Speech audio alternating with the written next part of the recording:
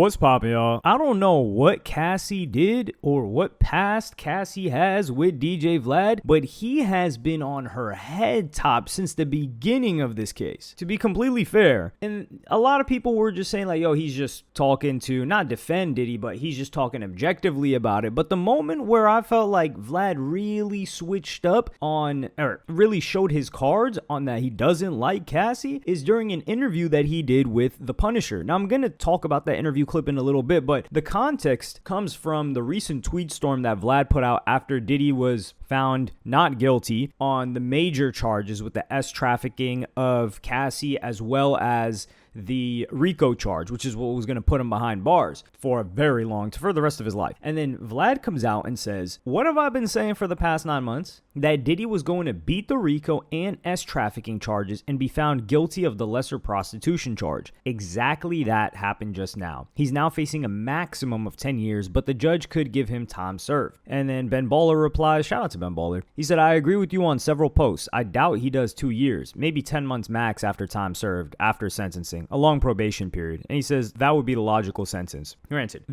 a lot of people are switching up, and this is one thing that I will completely get behind Vlad on, is everyone saying like, come on, Vlad, we was all saying that back then. No, you weren't. Most of you guys were saying like, yo, there's about to be 15 victims that they bring out. It's over for Diddy. Me too. I was one of them. I didn't say Diddy was going to beat this. I really was shocked at the outcome, but that's a topic for a separate video. We're not going to get too deep into my thoughts on that yet. But with Vlad, he was out there and people were saying, yeah, yo, are you tripping? The feds, this % conviction rate. And Vlad was asking everybody in interviews about it. So everybody that's saying like, yo, we were saying the same thing. Now check their Twitter history, check their X post history, and sort it by the months when Diddy was first charged and the indictment came down. I mean, even academics will tell you he was shocked that Diddy won. And most of us are shocked. Really, frankly, it was kind of ridiculous. Not ridiculous as in it was wrong. So he continues and he says, Diddy was found guilty of tricking. That's the story. And now some people say, well, yo, what does this have to do with Cassie? Well, he goes mask off here. And he says, Cassie is the villain in this whole case. You cannot convince me otherwise. Cassie is guilty of the same prostitution charges Diddy was just convicted of. I interviewed 3 of the male escorts. All 3 of them said the same thing. Cassie picked them, contacted them for freak-offs, enjoyed the experiences, and paid them. Meanwhile, she's sitting on 30 M's and writing letters to the judge asking him to not give Diddy bail. And then you've got people saying like, nah, that's coercive control. You know, there's a video of Diddy physically abusing her. And this is why I was actually shocked that Diddy didn't lose that Diddy won on the S trafficking of Cassie charge, because it's such a unique position for them to disagree. Like, for example, Cassie was she young at that point. She didn't really have much of a music career after the first one. So they could say like, damn, there's proof that she was getting hands and feet put on her. Now that's not a part of the case. Those aren't charges that Diddy was facing, because I think like time had passed for those DV charges. But I think the sympathy, I thought people would have a lot of sympathy for her and go on her way. But she was the one that was paying these prostitutes. And the reason why I thought potentially that Diddy was going to go for the RICO was because of Cassie. As in like, oh, Cassie was not his first under command, because that would have been KK, but Cassie was carrying all of this out on behalf of Diddy, and she flipped on him. But it is true that I think if Cassie did not like go out there and testify against Diddy, that she would probably be in trouble. Or they threatened her like, hey, by the way, you're the one that's paying these people. We have text between you and these people. Also, I think that video clip or that audio clip that came out in court of when Cassie was saying like, yo,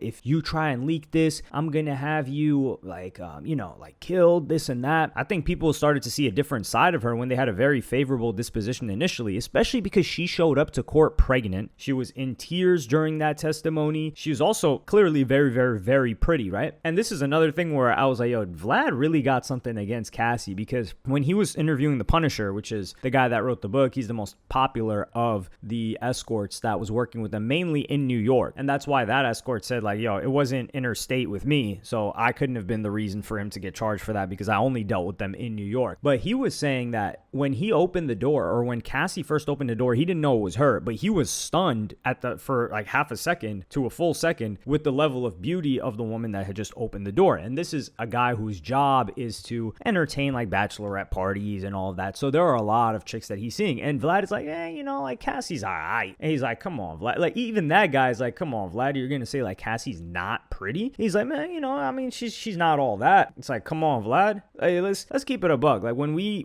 know what a gorgeous face is. Now, some people can say like, this person looks better than this person. That's a matter of taste. But Vlad, he's not jacking Cassie at all. So that was funny, but he goes on and continues. He says, Cassie got 20 M's out of Diddy, got him locked up for 9 months, publicly embarrassed him for the rest of his life, made him lose hundreds of millions in business deals. He's still potentially facing years in prison. And she goes and writes a letter asking the judge not to grant him bond until his sentencing. This is what deep hate and unhappiness looks like. And he attaches this document that was sent on behalf of Cassie, because once Diddy beat the major charges, they were going to try to get him out on bond, because those are like 2 minor charges. They were going to try to give him like $1 million bond and he'd be able to stay. And they're saying like, hey, look, you guys already have his passport. He didn't try to leave the country. He moved to New York when you guys were about to bring in the indictment. He stayed in New York the whole time. Now he was freaking off while in New York, which is crazy. This man needs to be castrated. We need to go back to the times where we had eunuchs.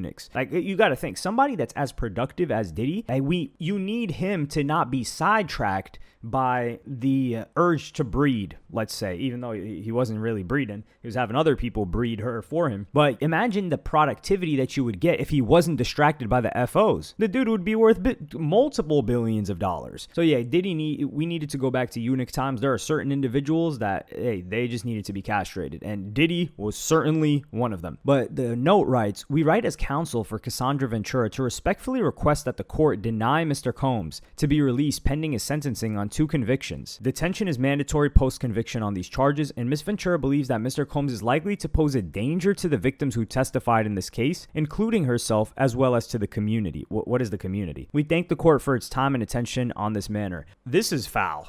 I will say this is really foul for Cassie to put something like this out. Like, hey, she did all that she could. She got her 30 M's. I think she got 20 M's out of Diddy, and she's supposed to be getting another 10 M's out of the Intercontinental Hotel. That's more money than she had ever seen in her life. But I think Vlad goes in on her a little bit too much because, man, this chick went through a lot. Not just physically in terms of Diddy beating the brakes off of her, and she was very, very toxic as well, but psychologically and emotionally, because like she was obsessed with Diddy. And then think like Kim Porter, that post that he put out about Kim Porter, but the fact that she thought she could compete with Kim Porter was odd, considering those were 2 different relationships, and Kim Porter clearly, like, she had kids from with him. But yeah, like, I thought at the end of the case that maybe Cassie really didn't hate him. I think even on the stand she said she didn't hate him, but here, like, this is something that somebody that's consumed by hate would do. But I think Vlad is just not even trying to attempt to give her possible grace, because, dog, like, yeah, he lost hundreds of millions. Let's first keep it a buck. Diddy is the reason why he lost all of these deals. It's Diddy alone. Because when Cassie was out of the picture, and this needs talking about. When Cassie was out of the picture, when the video had already come out and he was being investigated in court, they said, not Cassandra Ventura, Daphne Joy, aka Jane Doe, said he was freaking off with her during this time. He had drugs, he had Astroglide, he had baby oil when he was at the New York penthouse. And on top of that, he was beating on her while this was going on. So even with Cassie completely out the picture, Cassie being paid, the video coming out, Diddy was still behaving in the same exact manner with a new woman. And that new woman was older too. So it's not like, oh, he just got another young chick and he's doing that to her. So Diddy is the common denominator here. So even if you say like, yeah, well, Cassie's the one that told on him or leaked that or whatever the case may be, and she was going to write this book, well, he was doing the same exact behavior to the next person. So really, Diddy did all of this to himself. Now, do I think that Cassie, her putting this statement is a little bit wild? You could tell. I think her husband is the one that's salty, because at that, I think he would have been able to live with it a little bit if he knew Diddy was gone forever. But imagine the guy that freaked off on he had hundreds of dudes running through your wife, and then now he's gallivanting free at last, doing interviews, doing shows, getting back to it. It has to be her husband. He is furious. Now, some people are saying, man, he had to listen to all of that. Frankly, dude's a white dude, keeping it a buck.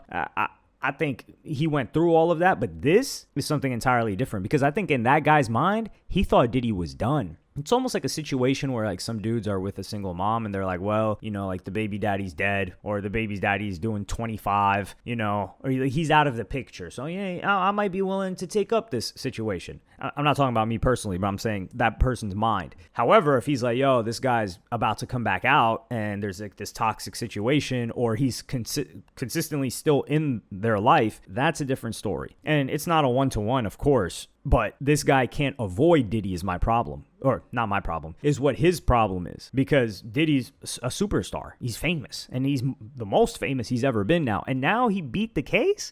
He beat a RICO on a federal trial with the government? Oh my goodness. Yeah, her husband is furious. There are going to be a lot of arguments. Let's just say that. That newborn's going to hear a lot of screaming. It's going to be 3 people screaming in that house. But yeah, Vlad really don't mess with Cassie, man. I don't know why. I think what Cassie did was listen, Cassie had to get her bread. That's like, just think about it. There are dudes who expose, quote unquote, I'll give you a perfect example. And like, because people will try to make this a woman thing. Central C, rapper, blew up, superstar, huge, maybe not in America, superstar, but he's very, very successful rapper here, superstar in the UK and Europe. He had some dude talking about like, yeah, you know, we used to rap together, but like he left us behind, and he's trying to ruin Central C's career or get a comeuppance on Central C when all he did was like they kicked it as homies. So for Cassie, for her to have lived that lifestyle, to believe that she was going to have, now I don't know if he lied to her and said that they were going to have kids or they were going to be together, but whatever the case may be, for over a decade of them being together and then kind of like being heartbroken and then going to being broke with no promise of a career, no momentum for a career, no income, and your husband's barely making ends meet, and you want to have a family now, she's got to get her just dues, or she's got to try. I'm not saying that she deserves it and she should get it, but for her to try to get the bread, I don't think that's out of the norm, because you got dudes trying to come up off bread when they weren't getting ran through, they were just kicking it. She got ran through by who knows how many dudes. But yeah, let me know what y'all think about this in the comments. Y'all think Vlad is Team Diddy or he just hates Cassie? I don't necessarily think he's Team Diddy. I just really think he doesn't like Cassie. And I can see his perspective, but the level with which he's going in on her is quite comical. But let me know what y'all think in the comments. Like, subscribe, and hit the notification bell if you enjoyed. And I'm going to see y'all in the next one.